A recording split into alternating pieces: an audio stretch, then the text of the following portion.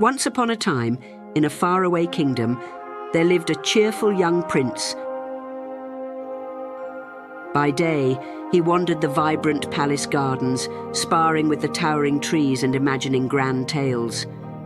By night, he voyaged to distant kingdoms, seeking great quests and treasures, conjuring unknown worlds, and vanquishing majestic nymphs with his boundless might. He was adored by his friends, respected by his elders, and treasured by his wide circle of family and his caring parents.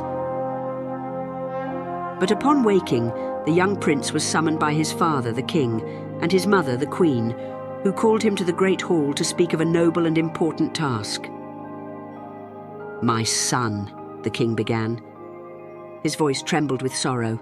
"Our kingdom faces a peril that you alone can prevent. Hidden deep in a faraway land, within the grasp of the shadowy sea serpent, lies the pearl, a treatise on your inheritance and power as a future king. But if the serpent keeps it, it will grow stronger and one day rise to claim this kingdom as its own." The prince's heart leapt with both excitement and fear. "I will go, father," he said.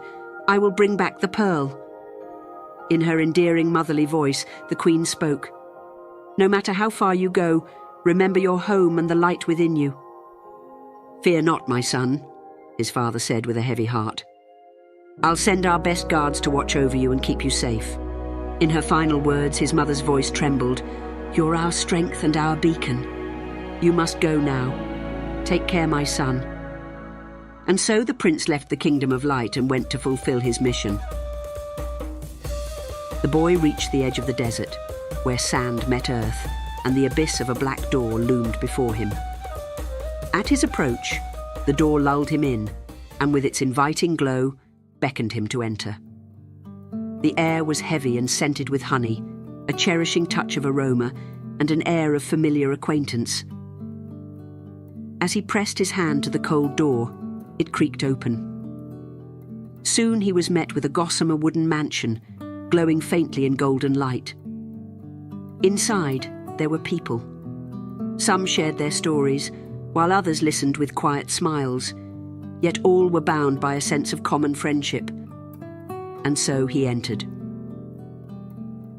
The boy lingered at the entrance, bewitched by the aesthetical fest. Plates of ripe fruit and golden bread passed from hand to hand. Voices rose in soft laughter as if a dance beckoned him to join. Irresistible and with utmost tenaciousness, the boy moved into this festive trance. After the beating of the day, the boy felt setting over him a weight of exhaustion. There was still much to do tomorrow, and his body begged for a recovering rest. As he moved toward the quieter edges of the hall, away from the lively chatter and laughter of the strangers, he found a spot where the noise barely reached him.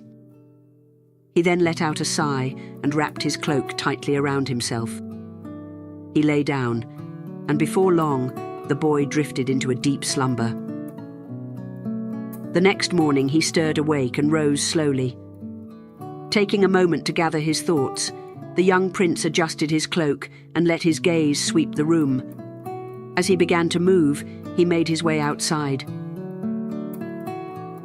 Swiftly, the early day greeted him with a gentle warmth and the lively hum of a new feast.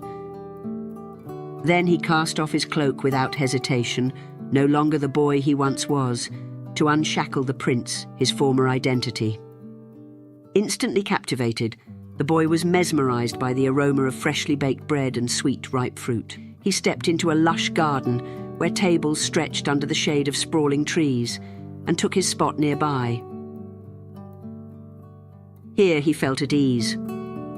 The warmth of the people, their gluttony and hedonistic ways, soon became his. A sense of home settled over him, fresh and comforting, as if he had always belonged here, as if these people understood him better. And so the memory of the pearl, his long-forgotten mission, slipped further from his thoughts. The boy spent many days in this foreign land, but something within him stirred, an enriching emotion growing stronger with the passing of each moment.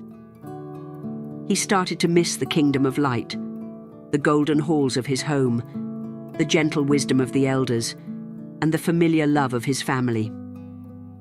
It was not just the longing for a place, but simply because he was theirs, and they were his. And then, as the boy's melancholy grew, it happened. Out of nowhere, an old visitor appeared, the eagle, a messenger from the king and queen. Majestically, the bird swept down from the clouds and carried the message that the boy would use to recast his purpose. Echoed in the words were the reminiscent touch of his father and mother's words, as they spoke of how they missed him and reminded him to never forget his mission, of the pearl and his inheritance. Then, as he cast his eyes upon the horizon, he saw the serpent's lair his father had spoken of. Without hesitation, he turned away from the land of strangers, leaving behind his foreign identity. His purpose now awaited, and he set out to fulfill it. The path to the serpent's lair was steep and treacherous, and the ground beneath him was uneven and maleficent. As he ascended, the air grew colder, and the brightness of the world behind him faded with every step. The boy pressed forward. Here, his mind was fixed on the pearl and the promise he had made to his father. He was never going to forget it. He would bring back the pearl. With steady steps, he entered the lair, ready to face the serpent. A blue hue shone through the corridors, casting an eerie glow. The gleam of the ocean stretched far ahead, and he could hear the hollow echoes of the serpent's deep, rumbling snores. As he moved deeper into the lair, the blue light grew brighter, guiding him toward the final corridor. The walls seemed to shimmer like liquid glass, reflecting the faint glow of something far ahead. His heart quickened as he stepped into the room ahead.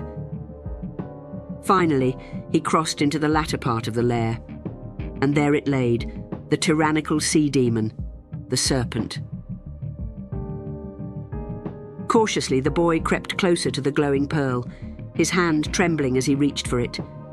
He paused for a breath, then grasped it firmly. The moment his fingers wrapped around its surface, the serpent stirred.